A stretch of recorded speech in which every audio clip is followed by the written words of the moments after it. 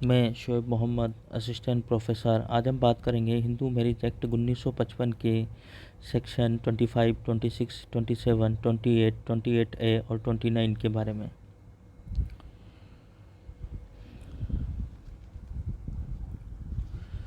धारा 25 बात करती है स्थायी निर्वाहिका और भरण पोषण के बारे में, परमानेंट एलिमनी एंड मेंटेनेंस के बारे में। इस अधिनियम के अधीन अधिकारिता का प्रयोग कर रहा कोई भी न्यायालय डिक्री पारित करते समय या उसके पश्चात किसी भी समय यथास्थिति पति या पत्नी द्वारा इस प्रयोजन के लिए किए गए आवेदन पर यह आदेश दे सकेगा कि प्रत्यर्थी उसके भरण पोषण और संभाल के लिए ऐसी कुल राशि या ऐसी मासिक अथवा कालिक राशि जो प्रत्यर्थी की अपनी या अन्य संपत्ति को यदि कोई हो, आवेदक या आवेदिका की आय और अन्य संपत्ति को तथा पक्षकारों के आचरण और मामले की अन्य परिस्थितियों को देखते हुए न्यायालय को न्याय संगत प्रतीत हो। यानी कि इस अधिनियम के अधीन अधिकारिता का प्रयोग कर रहा कोई भी न्यायालय अपनी डिक्री पारित करते समय या उसके पश्चात किसी भी समय पति या पत्नी के द्वारा इस प्रयोजन यानी मेंटेनेंस या परमानेंट एलिमनी के लिए यदि आवेदन किया जाता है तो यह आदेश दे सकेगा कि जो रेस्पोंडेंट है वो पिटिशनर के भरण पोषण के लिए या उसकी सार संभाल के लिए ऐसी कुल राशि यदि कुल राशि या परमानेंट एलिमनी प्रदान करे या ऐसी मासिक जो है इतना जो मासिक उसको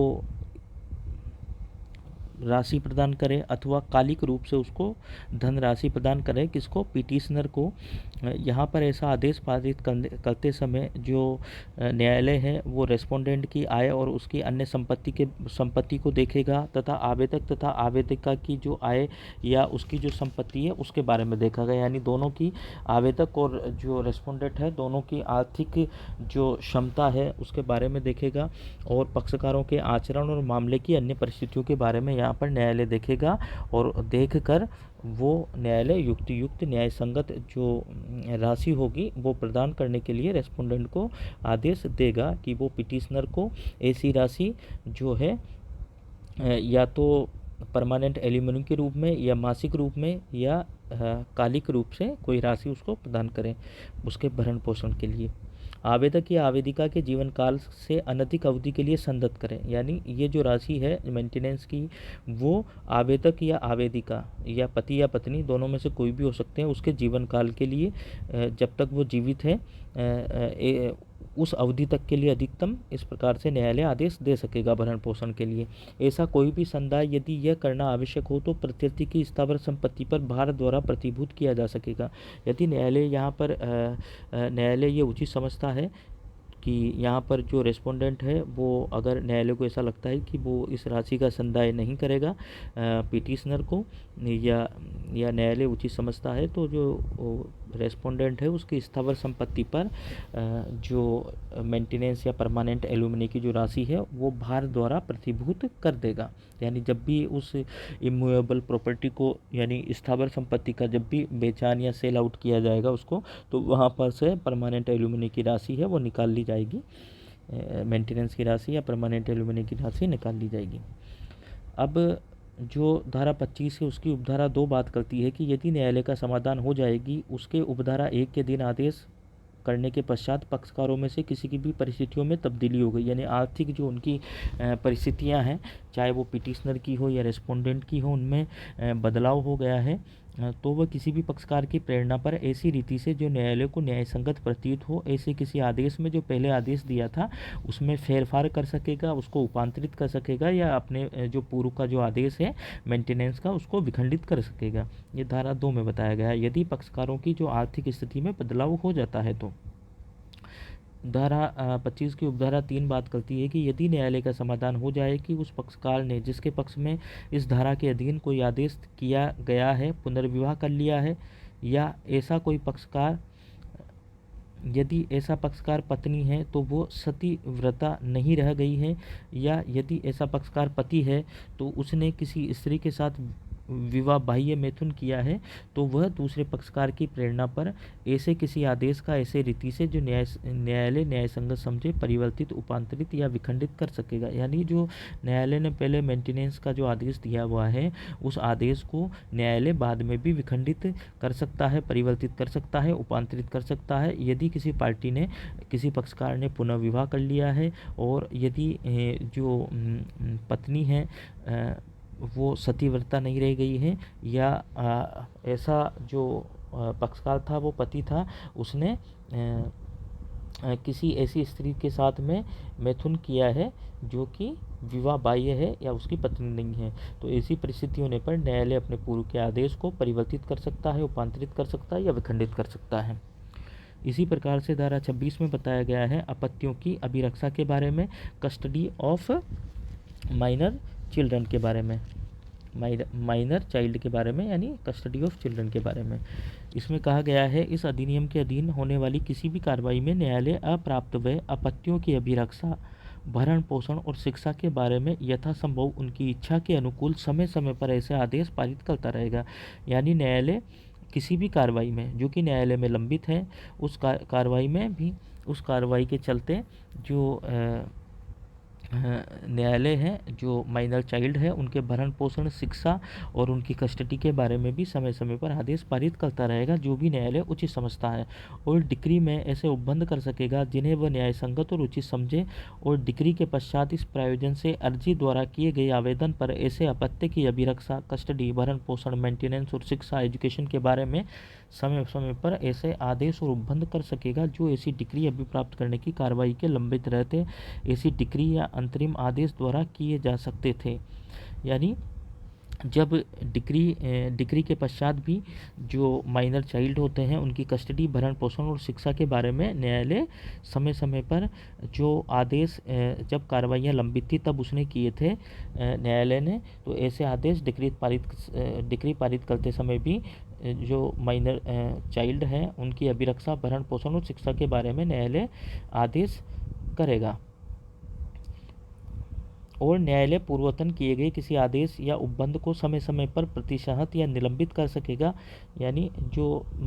चाइल्ड, माइनर चाइल्ड थे या बच्चे हैं उनकी अभिरक्षा, भरण पोषण और शिक्षा के बारे में जो न्यायालय ने उपबंध किया था, ऐसे उपबंधों को न्यायालय समय समय पर या किसी आदेश को प्रतिसंहित कर सकेगा, निलंबित कर सकेगा या ऐसे आदेश में फेरफार कर सकेगा जैसा कि न्यायालय उचित समझे। परंतु भरण पोषण और अवयस्क बालकों की शिक्षा संबंधित आवेदन लंबित कार्रवाई में डिक्री प्राप्त करने के यथासंभव पद्धति पर नोटिस की तामील से 60 दिनों में निपटाएगा। यानी भरण पोषण से संबंधित मामला हो या अवयस्क बालकों की शिक्षा से संबंधित कोई आवेदन हो, उस आवेदन को जो न्यायालय जिस रेस्पोंडेंट को जब नोटिस की तामील हो जाती है, नोटिस की तामील होने से 60 दिनों की अवधि के अंतर्गत उस मामले को निपटाएगा। मामला कौन सा, भरण पोषण से संबंधित मामला हो या अवयस्क बालकों की शिक्षा से संबंधित मामला हो, तो उस मामलों को रेस्पोंडेंट पर नोटिस की तामील होने से 60 दिनों के अंतर्गत मामले को निपटाया जाएगा। अब धारा जो 27 है वो बात करती है संपत्ति का व्ययन, यानी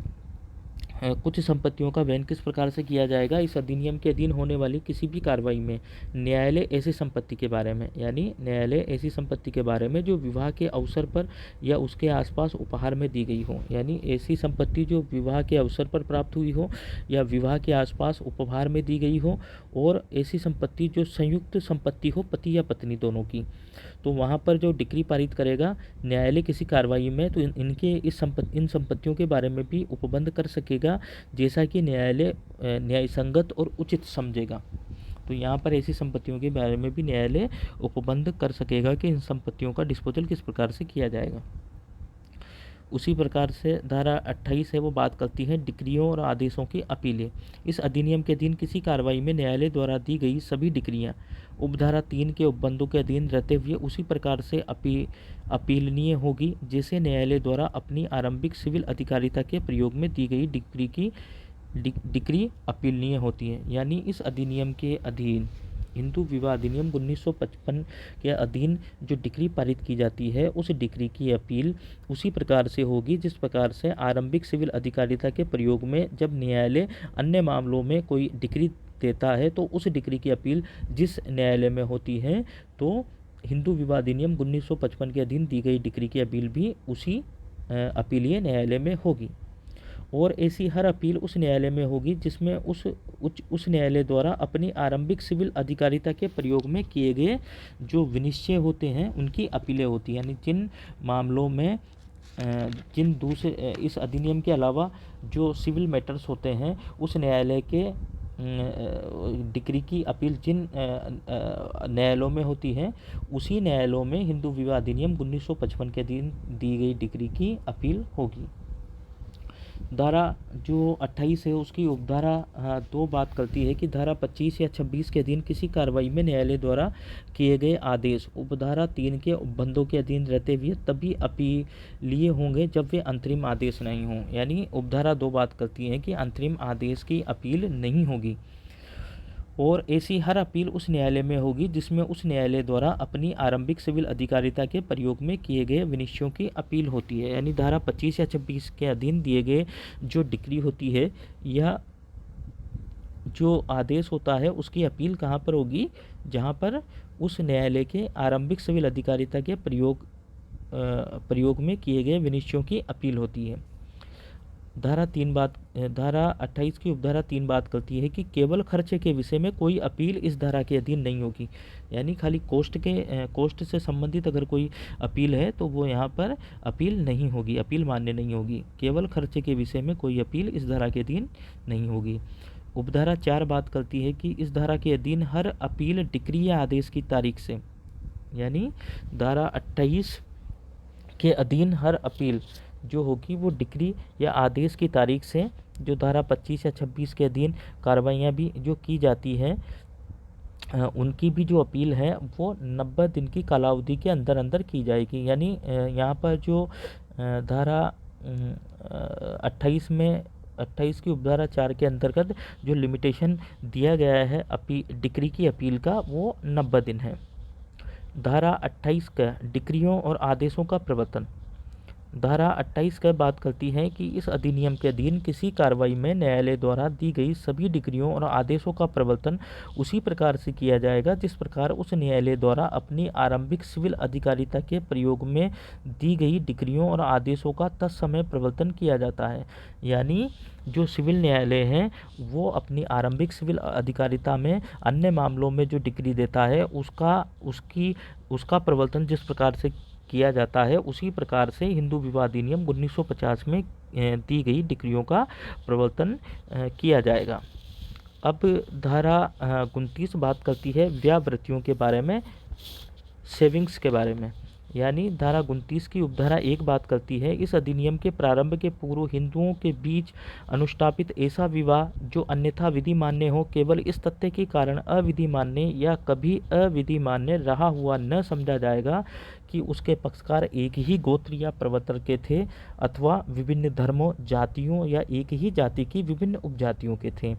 यानी धारा 29 की उपधारा 1 बात करती है कि अगर कोई विवाह जो है इस अधिनियम के चाहे पूर्व हिंदुओं के बीच अनुष्ठापित हुआ हो,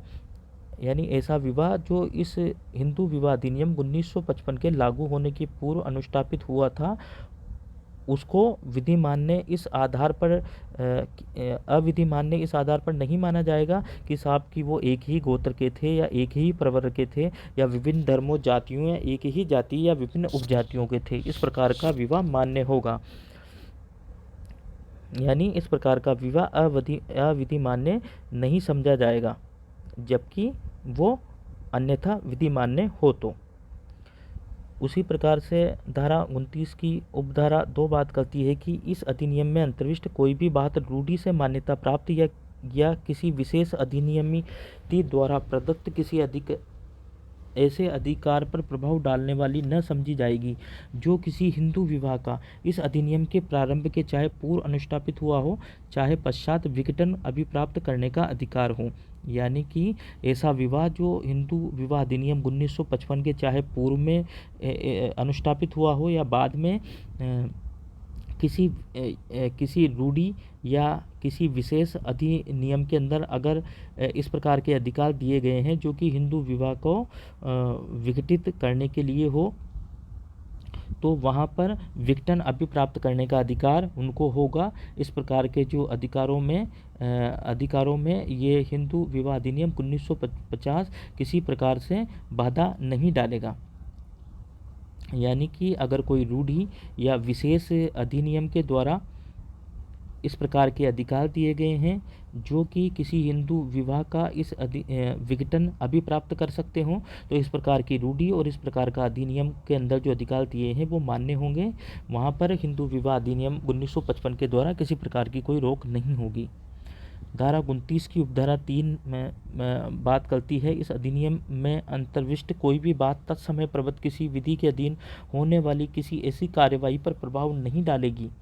जो किसी विवाह को बातिल और शून्य घोषित करने के लिए या किसी विवाह को बातिल अथवा विघटन करने के लिए या न्यायिक पृथक्करण के लिए हो और इस अधिनियम के प्रारंभ पर लंबित हो। यदि कोई ऐसी कार्रवाई जो कि न्यायिक पृथक्करण के लिए, विवाह के विघटन करने के लिए इस अधिनियम के पहले से ही लंबित हो, तो वहाँ पर हिंदू विवाह अधिनियम 1955 किसी भी प्रकार से कोई प्रभाव नहीं डालेगी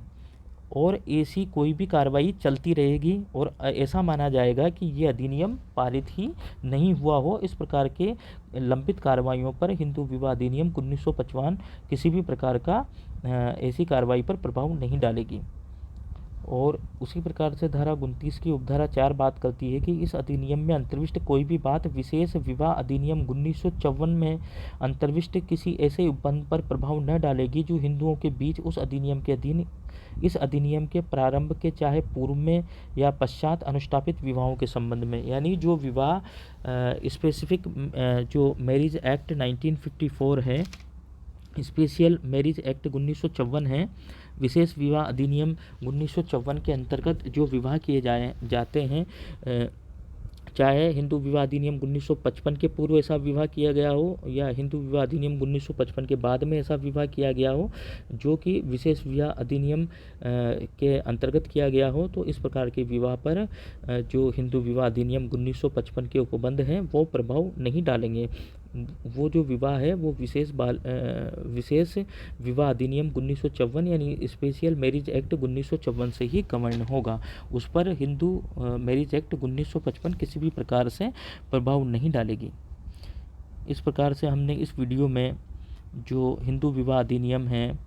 उसकी धारा 25, 26, 27, 28 है और 29 के बारे में अध्ययन किया है। धन्यवाद।